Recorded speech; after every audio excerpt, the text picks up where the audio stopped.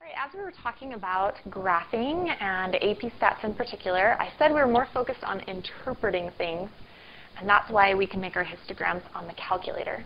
So let's talk about how we're going to interpret or explain the pictures that we see. So we're going to be describing 4 things, and I call them your SOCs to help you remember. Shape, outliers, center, and spread. And I will define each one of those terms. Specifically, center and spread, we're going to learn more about these in Chapter 5, but I'll give you just a little introduction today. So the first one that I asked for is the shape. There's 2 things we're really focused on in shape, and the first one is modes. A mode you can think of as being like a big hill in the picture. And you could have it unimodal, right? Uni meaning one big hill. Bimodal, like a bicycle, there are 2. And the running joke is that statisticians can't count past 2. So anything bigger than 2 we just call multi. So it could be 3, 4, 5, 6, 7, 8, 9, 10, etc. So the idea here is you're going to see lots and lots of histograms, right? We have all these bars, bars, bars. So if you could kind of draw a picture over your histogram, see how I can make like one big hill there? This is an example of a unimodal graph.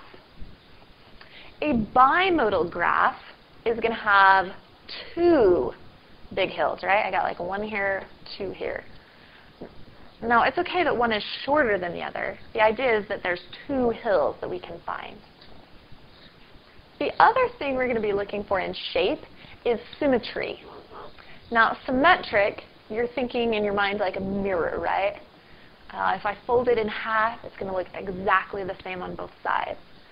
So here's just a nice little sketch of a symmetric histogram.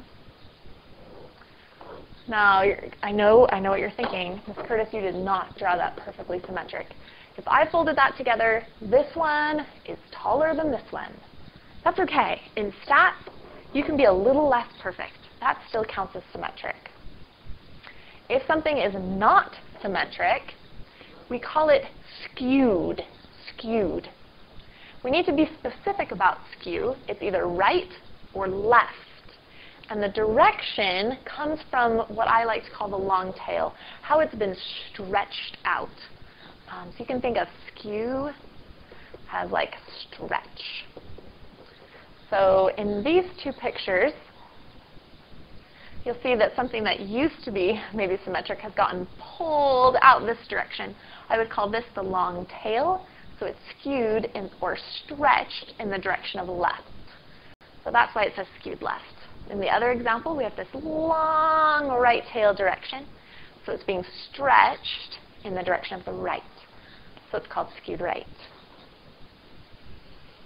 All right, the O of our SOCs stands for outliers, which we could also include as maybe gaps.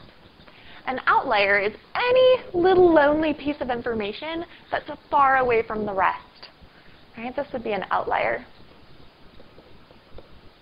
A gap still means there's a space in between, but it's maybe not quite so far away.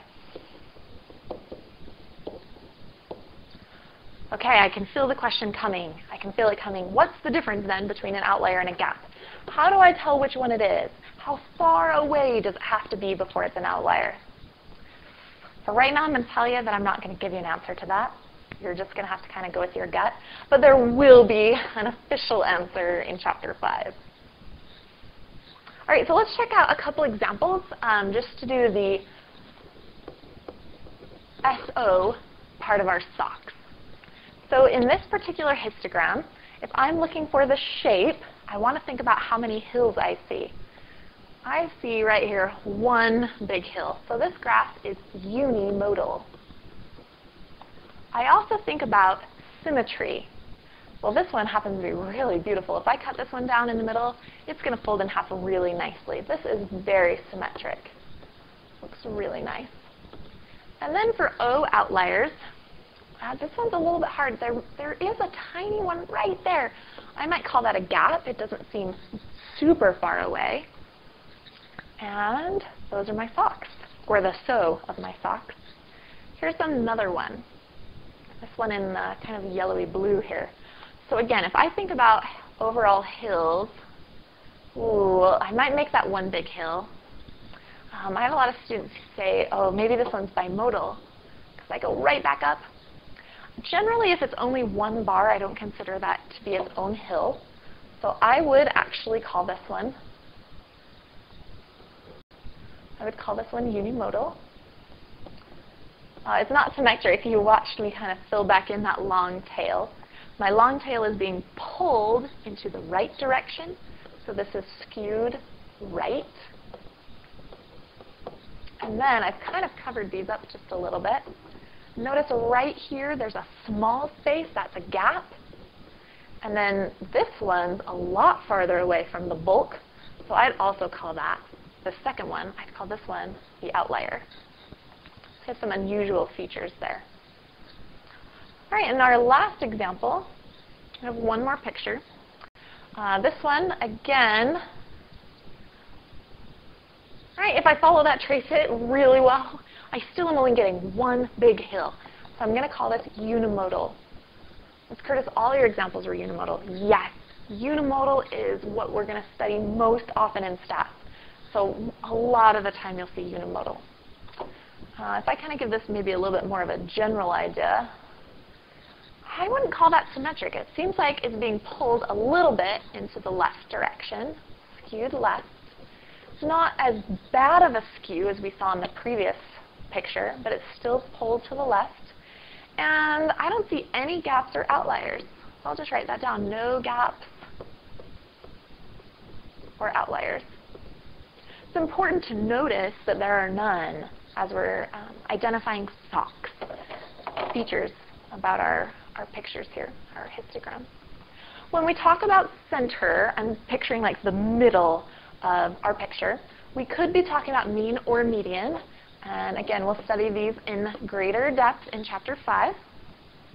And when I talk about spread, the only thing I can think of with spread is when you spread butter across your bread, right? It's either close together or it's going to be spread far apart. So we will measure this, more to come in Chapter 5. But in the meantime, you could just kind of give me a vague idea. Let me jump back to our examples. See how all this data is really clumped together in this one? They're all really close together. So I would call that, pretty tight in the spread. And this one, certainly it's ranging from 30,000 to 110,000. That's a lot more spread apart. Again, we're going to put numbers with this. Numbers. We're going to quantify it in Chapter 5. So for right now, focus your SOCs on the SO, and more to come about center spread in Chapter 5.